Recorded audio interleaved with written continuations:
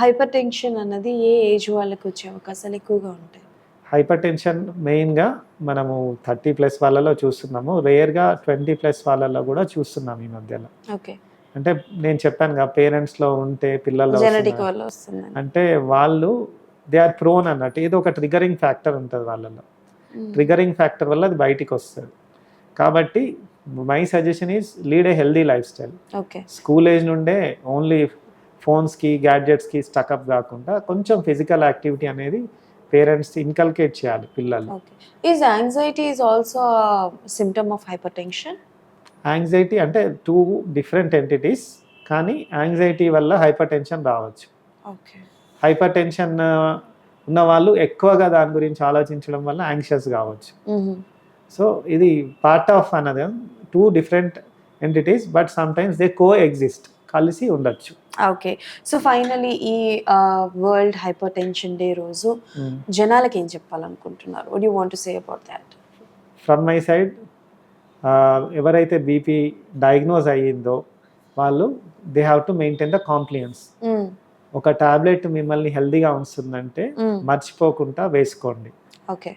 Suppose అంటే కొంతమందికి tendency ఉంటుంది మర్చిపోయేది, సో ఎప్పుడు వేసుకోవాలనేది ఇంకోటి ఇంపార్టెంట్ క్వశ్చన్. ఫుడ్కి రిలేషన్, బీపీ మెడిసిన్ ఫుడ్కి రిలేషన్ ఉండదండి, అసలు ఉండదు. షుగర్ టాబ్లెట్స్ ఫుడ్కి రిలేషన్ ఉంటుంది.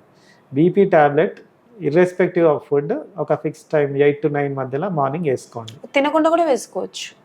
మనకేంటంటే డే టైం ఎందుకు ప్రిఫర్ చేస్తాము అంటే మ్యాక్సిమం మన బాడీలో బీపీ ఫ్లక్చుయేట్ అయ్యేది డే అవర్స్లో. మనం ఫిజికల్గా యాక్టివ్గా ఎప్పుడు ఉంటామో అప్పుడే బీపీ ఫ్లక్చుయేట్ అవుతుంది. నిద్రలో అని అనుకోండి, అది బీపీ ఫ్లక్చుయేట్ కాదు, అప్పుడు వేసుకున్న అంటే అంత అడ్వాంటేజ్ ఉండదు. చాలామంది పడుకునే ముందు వేసుకొని పడుకుంటారు, కొద్దిమందిని చూశాను అలా కూడా నైట్లో వేసుకుంటారు.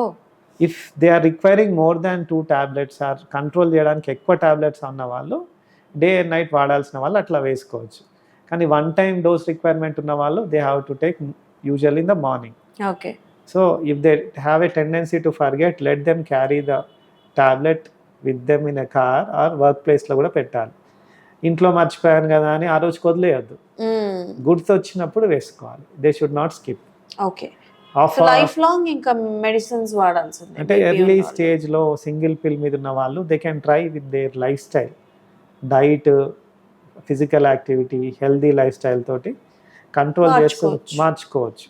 మళ్ళీ డాక్టర్ దగ్గరికి వస్తుండాలి, డాక్టర్ చూసి మెల్లిగా టైట్రేట్ చేసి తగ్గిస్తాడు, సొంతంగా డెసిషన్స్ తీసుకోవద్దు.